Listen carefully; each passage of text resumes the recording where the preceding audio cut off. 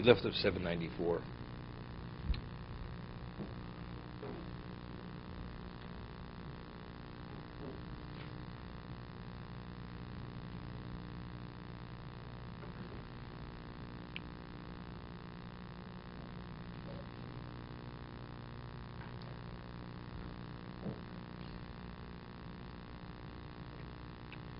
He speaks about values, the values of materialism, of hedonism, of setting the standard that luxury is the standard. And if you can live a more comfortable, luxurious life, that's where you should focus to bring that about. And this is passed on to the children and society. This is the societal values, ambitions. And one who succeeds in the material sees, although he neglects the spiritual, that person is considered an accomplished person. But the one who doesn't value that, he's viewed upon as what? He's looked upon as what? Being a lazy person. He's not ambitious, he's not productive. And that's the way, in Europe, there was a very pejorative term. A bench fetcher, a bank fetcher. A person who sat and studied Torah, he was called a bank fetcher. He's squeezing the bench. What are you wasting your time? What do they do? They pray all day. They sway all day. Yeah.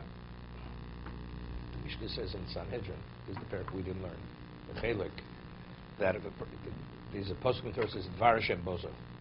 If a person disgraces the word of God, he will be cut off. It's a double expression. It's reiterated. He koris. So Mara says, now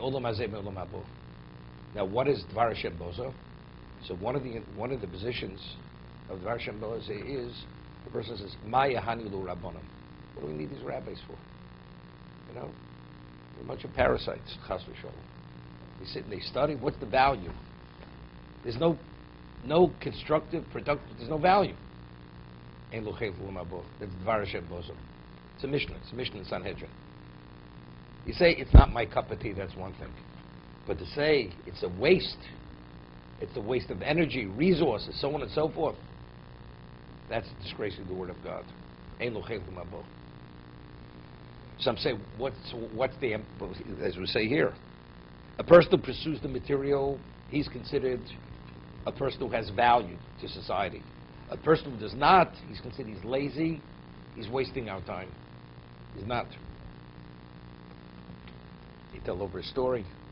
A person, in Europe, very often people who had stores, the storekeeper, if he was a little bit of a Talmud Chacham, he had Svarim, he had in the store, so in between customers, he would sit and learn in the store, besides his regular set time to learn. So there was a certain storekeeper, business wasn't good. So he brought more Svarim to the store. The moment he started, all of a sudden, customers started to come in. The business started to thrive. You understand? The Yetzer Hara doesn't want you to learn. So all of a sudden, he had, there was interruption immediately. Uba'avurim ischabrim v'kosim v'rotzim.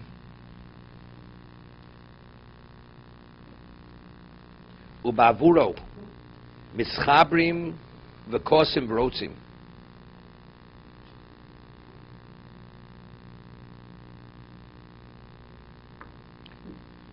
He said, I'm not sure, he's drawing their pride and esteem from this world. For its sake, they join together and become hostile. Uba'avur ha'gmul osim b'tneim Eloheim.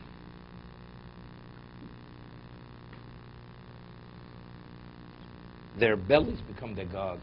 We speak with Egel Hazov, the holy dollar, because that becomes their god. Everything. What's your conflict of interest? The material is the conflict of interest. V'torosim al-busheim, and their dogma is their cloak. It's their garment, their attire. Umusorim chizuk mishkaneim. And what's their musar? Meaning, where do they admonish and rebuke? That's to strengthen their strongholds. V'toim b'mitzulas hasichlus, and they stray in the depths of foolishness. Shovim rutzes atzlo.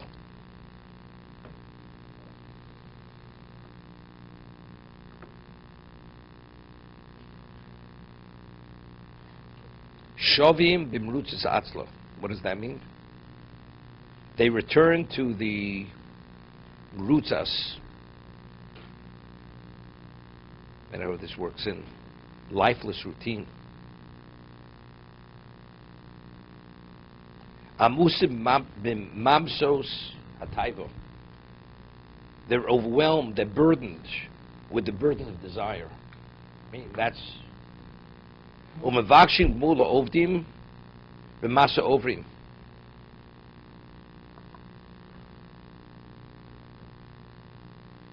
Here, and he says, and they expect rewards of the obedient for acts of disobedience.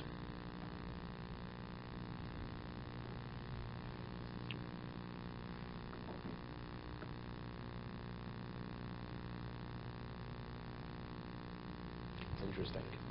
Shlomo Melech says, "Al tochach letz," you shouldn't rebuke a deprecator because he will hate you, but rebuke a wise man and he will love you. Now, what is a deprecator? Why is a person a deprecator?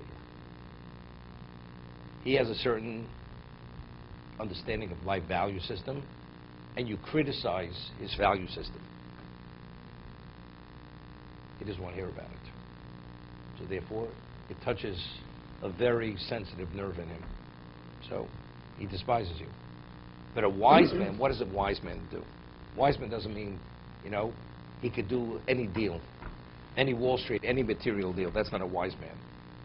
Right? A wise man is Ezil Chochem Rosa Nolad. A person understands the true value of life. When you rebuke him, he will love you. Because what is he looking for? He's only looking to be productive and to maximize on his life. So if you point out a certain failing in him, or he could do something better, he will embrace you. He will love you for this. That's Shlomo Melech from Mishlei. These people, Vakshim Gmul Ha'ovdim B'masa Ovrim. They seek out rewards for those who serve, although they're sinners, for their sin, because they don't see themselves sinning. They've turned this into what? Into a religion. You have to, Jews always contribute to society. Now what about your religion? Right? Say being. Look what we've done. It's true. They contributed to the world. But what did they do? How did they live as Jews themselves? Einstein. Whatever it is. What kind of Jew was he? Right? So in terms, well, he deserves. What does he deserve? Okay, he may deserve Nobel Prize. But does he deserve a share in the world to come? If a person's a heretic, doesn't believe in God, and never addressed his Judaism.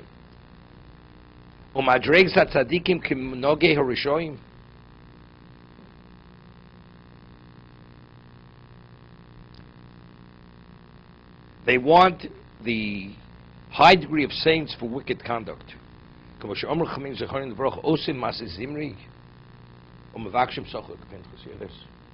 Pinchas killed Zimri. Why? Because he did a public act, which was a chil Hashem. Cohabited with it. He behaves like Zimri, but he wants to be rewarded like Pinchas. That's exactly these people.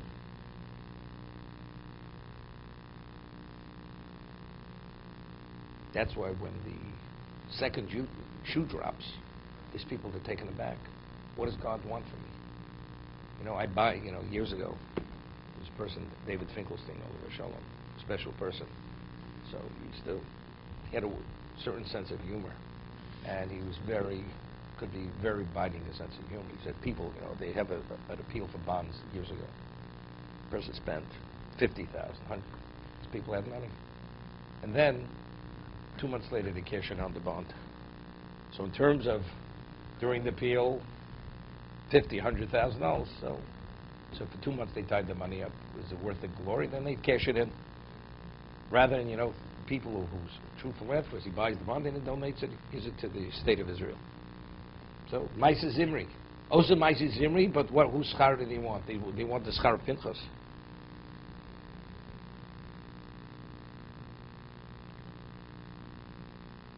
So when chas v'shalom, not, illness, unfortunately, comes upon everyone, the good and the bad, or tragedy.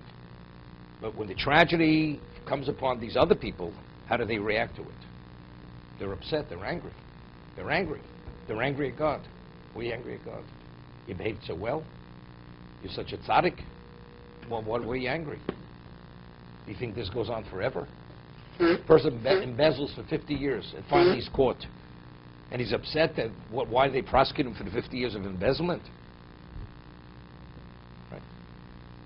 But if you don't see it as embezzlement, then you say, well, I'm innocent. To be continued.